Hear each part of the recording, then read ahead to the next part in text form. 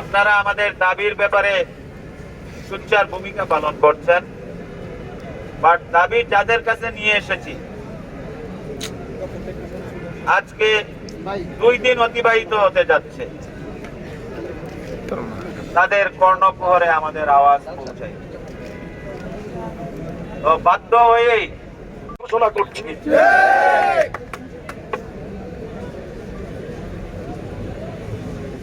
প্রিয় ভাই বোনেরা, আপনারা এই গভীর রাতে আমাদের সাথে রয়েছেন।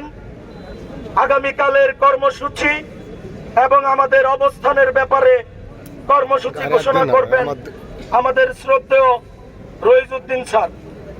এ পর্যায়ে কর্মসূচি ঘোষণা করবেন জগন্নাথ বিশ্ববিদ্যালয় শিক্ষক সমিতির সাধারণ সম্পাদক রইজউদ্দিন স্যার।